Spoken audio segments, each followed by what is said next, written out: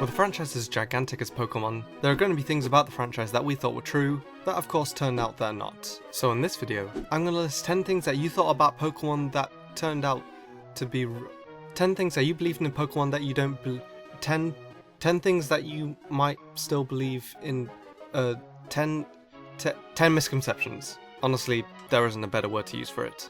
So yeah, hope you enjoy. Number 1. The Hoenn gym leader Tate is a girl. Holy crap, the amount of people who were shocked to find out that Tate is in fact a boy, to me is honestly quite shocking. So the reason I always knew that Tate was a boy was because I watched the Generation 3 anime before I played any of the Gen 3 games. And the anime makes it very clear that Tate is indeed male. Yep, and we took care of those 3 from Team Rocket too. Our little brothers. Yeah. This isn't so obvious in the games, where all you have is their appearance. But I definitely see why someone would think Tate is a girl. Even the manga mistakenly refers Tate to as a girl. Well, guess what people? Tate is a guy. Now you know. Number 2. Abilities and items that increase stats, like huge power and Eviolite for example, affect the Pokemon's base stats. Abilities and items like huge power and Eviolites don't affect the Pokemon's base stats, they affect the Pokemon's actual stats. I see people stating this all the time, so if you're not quite 100% with me, let me give you an example. Let's take Azumarill. This Pokemon has the ability Huge Power, which doubles the user's attack stat. What a lot of people think is that Huge Power will double Azumarill's base 50 attack to base 100, making a level 100 Azumarill with perfect attack IVs, an attack boosted nature, and 252 EVs in attack have the max attack stat of 328, which is again incorrect. No, Huge Power is better than that. As I said, the ability doesn't double the base stat, it doubles the actual stat, meaning if Azumarill's attack is the highest it can possibly be, at 218, it'll double to an impressive 436, which in terms of base stats is almost base 150. Yeah, quite the difference if you ask me. This is the same case as Eviolite and choice items, affecting the actual stat, not the base stat. So if you did think these abilities and items affected the base stat, they're basically much better than you originally thought. Number 3. Genderless Pokemon can use Attract on other genderless Pokemon. Again, wrong. This is something I've even brought up in a video before, and I still now and again get comments from people telling me that genderless Pokemon can use Attract on other genderless Pokemon. Well, they just can't. I'm telling you right now, it's not possible. Still don't believe me? Okay, here's proof. You see? So now you know that genderless Pokemon can't attract others. By others, I mean anything. Sorry, Cragonal.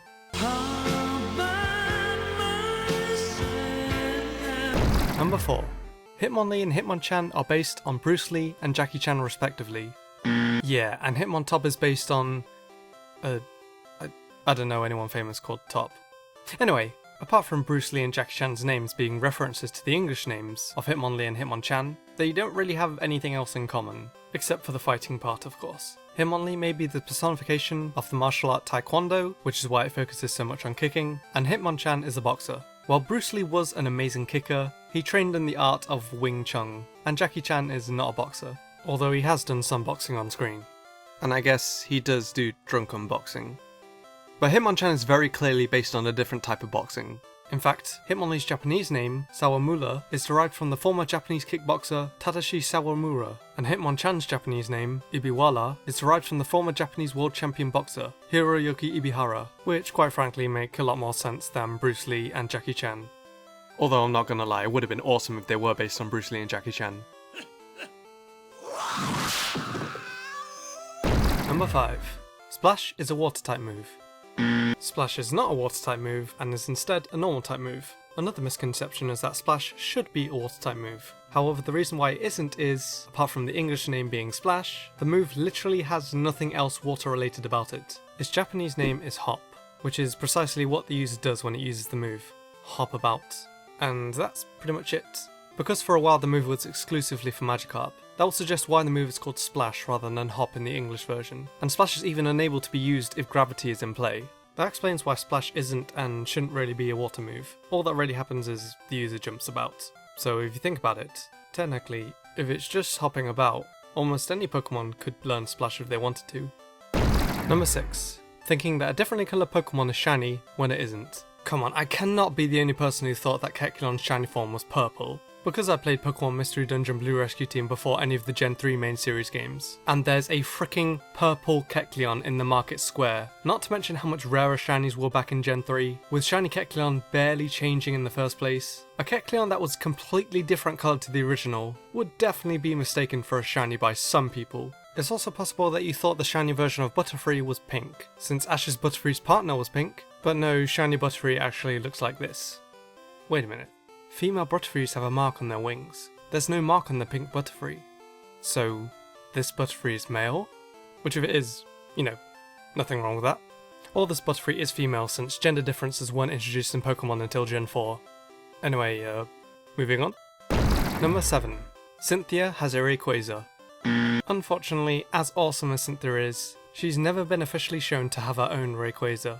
I'm guessing this misconception became more apparent in the anime episode Malice in Wonderland, where Miss Magius created a dream version of Cynthia, who did in fact have a Rayquaza. But like I said, this was just a dream. In the TCG, there's a Rayquaza champion card that has Cynthia's face on it, but it still doesn't say anywhere that this is Cynthia's Rayquaza. Now I'm not doubting Cynthia's abilities at all. I mean, she's arguably the strongest champion of all Pokemon so far. But again, she's never officially shown to have a Rayquaza. And thank God she doesn't. The champion battle on Diamond Pearl is hard enough. A Rayquaza is one of the last things I would want to see from her.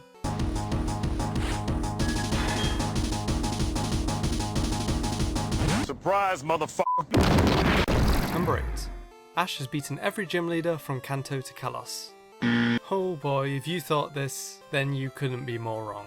While Ash may have every gym badge from Kanto to Kalos, that doesn't mean he won them. Let's go through each gym leader Ash didn't beat, but still got their badge. He didn't beat Misty. Yeah, he didn't even beat Misty. The match was called off because of Team Rocket, and Ash gets the badge for protecting the gym. He only got Sabrina's badge because Haunter made her laugh. Seriously, that's f***ing bullshit. He got the rainbow badge from Erica for saving her Gloom. Price straight up forfeited the match, and just gives Ash the badge because he admired Ash's strength, and didn't want his Pilus one to get hurt. Pussy. And Ash tied with Maylene. But in the anime, if you tie with the gym leader, they decide whether the challenger gets the badge or not. So Ash still technically didn't win the Cobble badge. Ash also had to rematch all of these gym leaders after losing to them once, or twice against Brock. So bottom line, Ash sucks. Which is not a misconception because everyone knows that. Although Ash, if you win the Kalos League, I will happily take that statement back. Number 9. You can take the space shuttle in Pokemon Emerald to catch Jirachi. To me, this is one of those famous Pokemon tales you'd hear on the playground. Psst, psst, hey, did you know? When the guy at the space station says launch 100, you can take a shuttle to the moon and catch a Jirachi. This is basically the Mew under the truck of Gen 3. It's possible there was a way to get this to work through cheating, but apart from that, yeah, this is nothing but a false rumour. I have no idea how this rumour started, but it's likely that this was the main inspiration for the Delta episode in Omega Ruby and Alpha Sapphire. We go into space, battle, not Jirachi, but Deoxys, which is still awesome, but yeah, the shuttle on Emerald wasn't true. And finally, the 10th misconception is: the Master Ball in past generations of Pokemon had a chance to fail. Now, out of all the misconceptions covered on this list, if I were to get at least one wrong, this would probably be the one, but I'm covering it because it's a pretty interesting topic. So a lot of people like to think that in past generations, the Master Ball, despite being known as the Pokeball that will never fail, had a tiny chance of failing. There are many formulas that calculate that the ball had a chance to fail, mainly being 1 in 65,535, or others that say 0.04%. But there are a few problems with this. 1. It's very possible that the Master Ball was programmed to bypass the catch rate altogether, meaning that none of these formulas would matter at all. 2. There has never been a documented case showing the Master Ball failing. Sure, someone online might say that their Master Ball failed, but the problem is anyone can say that, and again, there's no proof. And 3. If the Master Ball did have a chance to fail, this most definitely would have been put on an official Pokemon site like Bulbapedia, but unfortunately as of now, there is no evidence to prove that the Master Ball could fail in a past generation. The only times a Master Ball can fail is if you throw it as a Pokemon that's already owned by a trainer, or if you throw it as a ghost, or if you throw it in the anime. So overall, there's no need to worry when throwing a Master Ball. Chances are, it's definitely not going to fail. Unless again, you throw it in the anime.